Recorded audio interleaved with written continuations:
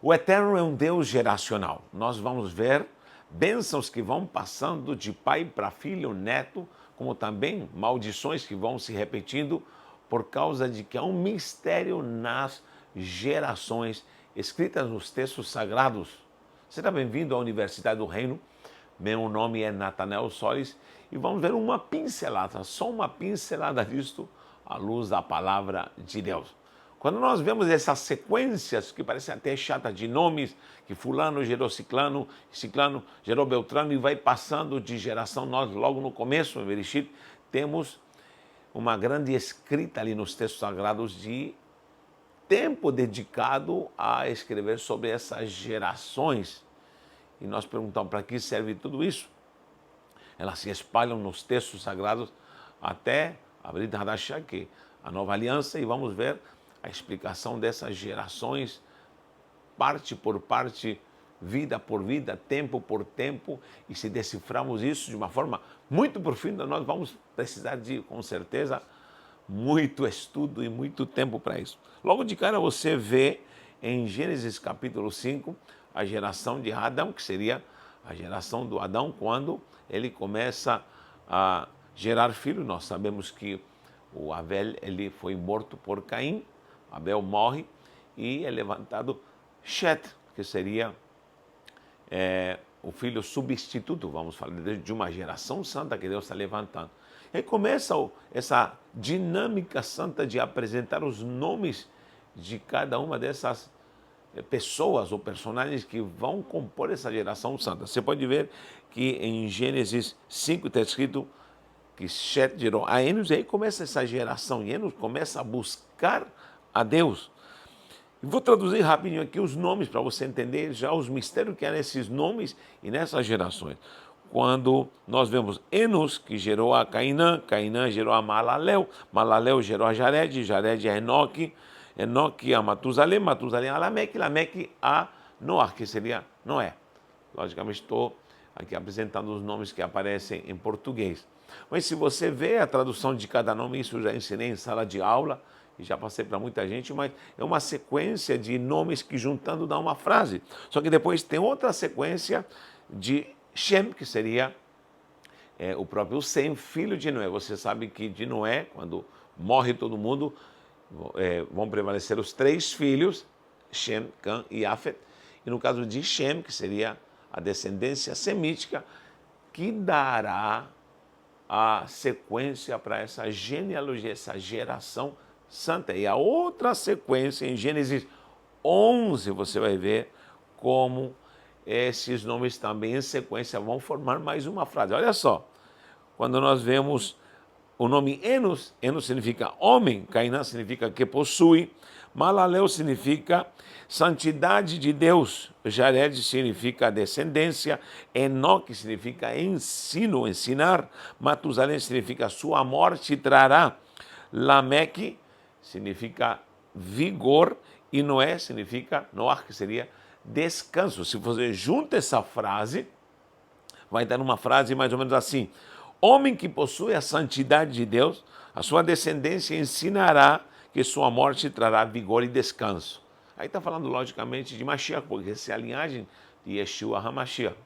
Muita gente não entende por que justamente Matusalém diz sua morte trará, e se referindo também à morte do Messias, que é a nossa redenção. Porque Matusalém morre exatamente no ano em que começará o dilúvio.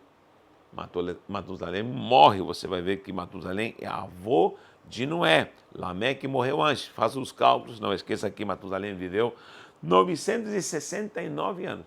E no ano que ele morre, justamente, Deus manda o dilúvio. Ele morre antes do dilúvio, mas no mesmo ano do dilúvio. Então, sua morte fez toda a diferença, porque estava, logicamente, morrendo uma geração antiga, juntamente com Lameque, Matusalém, voltando para trás de Enoque, e com Noé se levanta uma nova geração. Dessa nova geração começa Shem. Temos Shem, Cã e Afet. Sem Cão e Jafé, como dizem em português.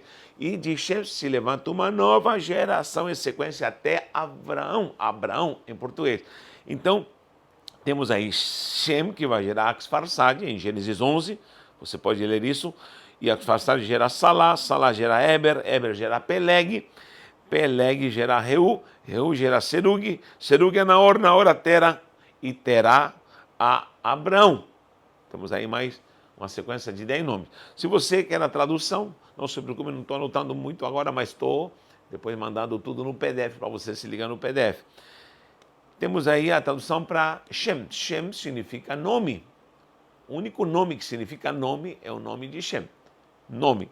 Então, nome, que Shem, Arfaxad significa brotar, Salá significa príncipe, Eber significa que transpassa, todos os hebreus são aqueles que transpassaram o Mar Vermelho, o Jordão, sempre estão transpassando. E depois de Eber temos Peleg, que significa dividir. Justamente no tempo de Peleg se dividiu a terra, diz a própria palavra em Gênesis. Depois de Peleg temos a Reu, e Reu temos a Serug, mas Peleg significa dividir a terra, e Reu significa teu pastor. Roi é meu pastor, e Reu é teu pastor. Serug significa ramificar, multiplicar. Naor significa alento, Terá significa dará repouso, e Abraão, pai de multidão, o pai de multidões. Vamos juntar esses nomes, significam, desde Shem, significa nome que fará brotar um príncipe que será transpassado e ele dividirá a terra. Nós sabemos que Jesus, Yeshua, dividiu a terra. E antes e depois, você vai ver sempre uma divisão com o nascimento e a morte de Cristo. Tá bom? Aí, dividirá a terra. Ele será teu pastor e ramificará alento e dará repouso como pai de multidão. Vou repetir de novo. Nome que brotará, ou fará brotar um príncipe, né, que será transpassado, dividirá a terra. Ele será teu pastor e ramificará ou multiplicará alento e dará repouso como pai de multidão. Mais uma frase através dos próprios nomes. Então temos uma sequência de nomes. Você vai ver muitos acrósticos. Por exemplo, muitas vezes estudamos já o Salmo 119 e já expliquei que há acrósticos na vertical. Assim há mistérios na vertical. Quando eu explico a Torá também os nomes, Bereshit, Shemot, Vaikra, Bamdivar e Devarim, você vai encontrar também uma sequência de nomes que tem um sentido. Então, essas bênçãos geracionais, o primeiro mistério é através dos próprios nomes que vão dando sequência a um mistério sobrenatural que vai passando de pai para filho, neto, bisneto e vai avançando. Porque nosso Deus é um Deus de gerações. E essa bênção se perpetuava principalmente pela vida de fé, de obediência à palavra de Deus, à própria Torá. E na Torá você vai encontrar muito essa frase. Esses estatutos serão perpétuos pelas gerações, serão perpetuados pelas gerações. Procure quantas vezes aparece esse termo. Começa com já a instituição da Páscoa e todos os mandamentos, sacrifícios, sempre Deus falava, as gerações vão perpetuar esse mandamento, aquilo que eu estou fazendo, te ordenando agora, vai ser perpetuado. Então, estava em jogo a palavra e a perpetuação da própria palavra nas gerações. E aí se cumpria a bênção, a paz sobre Israel e essa virtude de paz de Shalom sobre Israel. O Salmo 128, vou anotar aqui, Salmo 128, eu sempre digo que é o Salmo da família, e você vai encontrar a bênção que há no homem que teme ao Senhor, é apresentada à esposa, aos filhos ao redor da mesa, toda essa bênção geracional. E diz, logo no versículo final diz assim, Urevanim levanecha shalom al Israel, que significa, e verás os filhos dos teus filhos e a paz sobre Israel. Urevanim levanecha shalom al Israel, ou seja, você vai ter a bênção geracional e essa paz estará em Israel por causa que haverá filhos e os filhos dos seus filhos. Essa sequência vai se cumprindo para que venha essa harmonia, essa virtude da paz sobre Israel. Gente, isso é maravilhoso e nós precisamos ter isso. Ter essa bênção geracional nos filhos, essa bênção geracional. E você vai ver gerações de fé, homens e mulheres de fé que vão perpetuando essa aliança com a palavra. Eu sempre digo que a palavra aqui, palavra gera o quê? Fé, nós já notamos isso. A fé gera justiça e justiça traz o reino. O reino. Então, nós precisamos primeiro ter a palavra. Ela gera fé. A fé vem por ouvir e ouvir a palavra. A fé se torna justo, porque o justo viverá pela fé. Então, essa é a bênção geracional. Homens de fé. Se lembra em Hebreus 11, vou anotar aqui também, Hebreus 11, você vai ver lá quando o próprio escritor de Hebreus, ele começa a apresentar os heróis, famosos heróis da fé, e ele começa com o próprio Abel sacrificando. Lê lá em Hebreus 11, quando diz, pela fé, Abel, e vai avançando, através das gerações, vai avançando, vai passando, e fala de Enoque, pela fé Enoque, e começa a falar, pela fé Noé, todas essas são gerações. A gente também fala, chega até Abraão, pela fé Abraão, depois pela fé Isaac, pela fé Jacó, e vai avançando, vai avançando. Todos falam pela fé, porque a geração é perpetuada por essa aliança com a palavra que levanta uma geração de fé. E o próprio salmista fala dessa geração de fé, geração dos justos, porque justamente essa geração, vou anotar aqui, geração dos justos é vivenciada por uma fé genuína, que seria emuná. Nós vamos ver muito essas palavras, geração, genealogia, a palavra dor em hebraico, dor,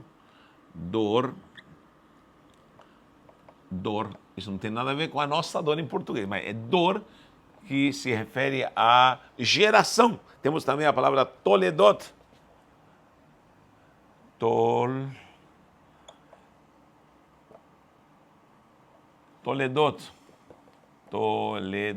também temos outra palavra aqui que significa, aqui seria geração, e aqui também genealogia, certo? Quando nós vemos dor e toledos, e há outras palavras também, vai se referir a gerações, a toda essa ação geracional, e também as próprias genealogias que vão sendo contabilizadas. Isso é mistério demais, gente. Então, nós somos uma geração santa, nós temos a nossa família que será uma geração santa, e essa perpetuação começa, logicamente, com essa aliança de guardar mandamentos e viver por fé. Porque quando se refere a geração dor, se refere a tempo vivido. Toda vez que você vê isso aqui, dor é tempo vivido. Esse tempo vivido. Então, o tempo vivido é uma caminhada. Quando nós vamos encontrar a palavra emuná em hebraico, que seria a tradução para fé, essa é a palavra que gera, né, a palavra fé em português, mas na verdade, às vezes a fé em português é um pouco mal interpretada, porque nós achamos que a fé é como se fosse um combustível, mas na verdade a fé não é um combustível, a fé é uma caminhada. É uma caminhada, e essa caminhada vai passando de geração em geração. Eu sempre explico que nunca veja a fé, e o mal da igreja é ver a fé como combustível. Sabe quando você tem um carro e você está vazio, e você vai no posto de gasolina e você tem que se abastecer? Muita gente pensa que fé é assim, é um abastecimento, mas não é não. A fé não é abastecimento, é uma caminhada geracional, é uma caminhada por um tempo vivido, e ela é praticidade, é prática, é guardar mandamentos, andar em mandamentos, vivenciar mandamentos, caminhe. Lembra quando os discípulos falaram, Senhor, aumenta a nossa fé. Vou traduzir para uma linguagem popular. Senhor, abastece no posto de gasolina a nossa fé, para que o tanque seja cheio. E o Senhor falou, não. Se vocês tivessem fé como um grão de mostarda, né, vocês falarão para esse monte, ergue e te lança-se no mar. O que significa isso? Você não precisa se encher de fé como um abastecimento, mas o pouco que tem que praticá-lo, tem que vivê-lo. Tem que vivê-lo. Ou seja, quando você vive com o nível de fé que você tiver, você vive, anda, caminha e você verá resultados e a vivência dessa fé geracional, dessa fé vivida. O escritor de Hebreus, que eu pessoalmente creio que foi Paulo, pode me apedrejar se você quiser, mas ele sabe do que está falando quando apresenta essa emuná, essa fé em Hebreus 11, vem passando de geração em geração, porque essa fé se perpetua. O próprio Hashem disse claramente, vocês vão falar para os vossos filhos, vocês estarão perpetuando esses estatutos e estão vivenciando, estão praticando, estão a cada dia destacando esses mandamentos. Isso é perpetuação. Então, esquece essa vida de eu tenho muita fé, tenho pouca fé, isso não existe na verdade. É prática de fé, andar pela fé de uma forma geracional. Eu preciso perpetuar essa fé para as minhas gerações, primeiro, vivendo essa fé. Vivendo essa fé. Eu estou aqui porque eu tive um avô santo, homem ungido de Deus, que viveu essa fé. Ele se converteu na cadeia e, pela sua vivência, transmitiu para o meu pai. Pela vivência do meu pai, que já partiu para a eternidade, inclusive partiu aqui no Brasil, fazendo a obra do Senhor, e essa fé prática passará para as próximas gerações. Isso é algo muito, muito glorioso. Em Números 15, 38, Números 15, 38, você vai ver as cordinhas que ficavam nas vestes, essas cordinhas azuis e branco de linho, o famoso tzitzit. Já ouviu falar do tzitzit? Essas cordinhas que ficam, eram simbologia de perpetuação dos mandamentos geracionais. Isso aí é o fantástico. Um dia vamos fazer só o estudo do tzitzit aqui. Mas como essas bênçãos precisavam ser perpetuadas numa emuná viva gerada pelo poder da santa palavra de Deus. Como está a sua geração? Como está a sua família? Como está essa perpetuação de uma vivência estruturada, clara, objetiva e santa, vivida pelo próprio Deus, com Deus e experimentando coisas sobrenaturais? Como estamos diante do Eterno em relação a essa fé? Tomara que possamos ser essa geração dos justos, como diz o Salmo 14, 5, e o Salmo 24, 6 também fala que essa é a geração daqueles que de fato vão buscar ao Eterno. Que Deus te abençoe, que Deus te faça andar numa caminhada santa, gloriosa, e que você possa perpetuar através da tua geração essa fé genuína. Um abraço e um beijo no coração.